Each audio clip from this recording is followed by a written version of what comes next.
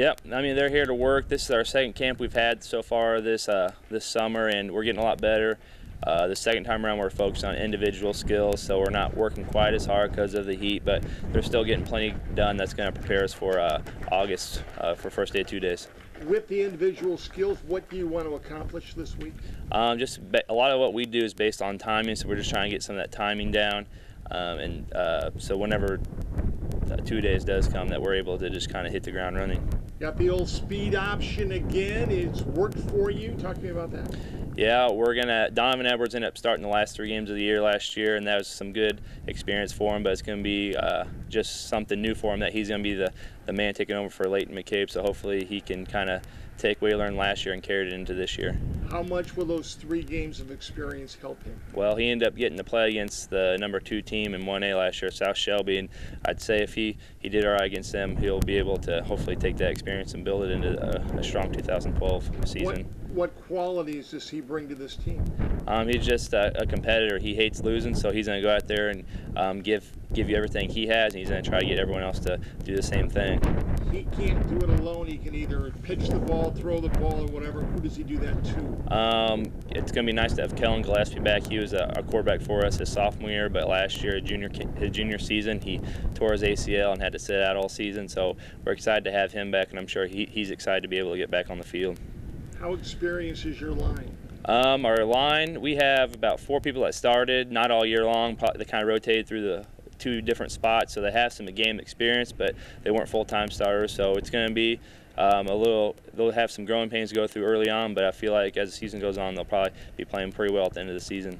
With your offense, is speed and agility just as important for your linemen? Right, we're not big, but we work hard and we know what we're doing, so that goes a long way, especially in 1A football. So we're going to hang our hat on just being physical, fast, and athletic. Talk to me about your defense. Our defense, we're going to run a similar defense to last year. We're going to run a 5-man line. We're going to move our starting safety from last year, had 100 tackles. Jared Bernard, he's moved to inside backer, so we feel like he'll have a lot of success there. Probably a lot of speed, too, and that should help. Right, a lot of athleticism. Knox County has done well in sports the last couple seasons, so we're just going to kind of carry some of that success, hopefully, onto the football field this season. This is your 3rd year Yes. as the coach. What have you learned over those 3 years that have made you a better coach? Just to have patience. It doesn't happen in a day. I mean, this morning, we don't have the best numbers out, but we have some kids here that are just wanting to get better, and we'll take the kids that want to get better, and those are the ones that probably be out there on Friday nights trying to win a game for us. Let me ask you that question again in a big overview instead of just like what happened today. Right. Over the last 3 years, how are you a better coach?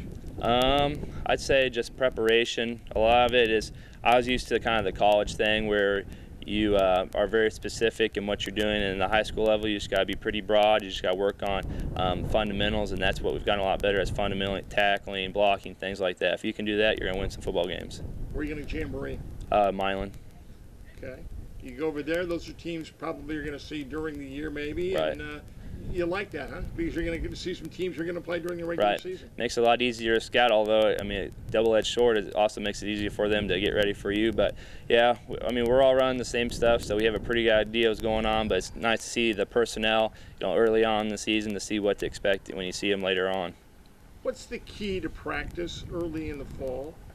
I believe it's just getting your stuff, and a lot of times timing's an issue, like with what we're going through right now. So I think the big thing right now is just getting that timing in and just working on those fundamentals that we talked about earlier. By the time you start on the 6th, you jamboree on the 14th. That's not a lot of time. Right. Do you like that?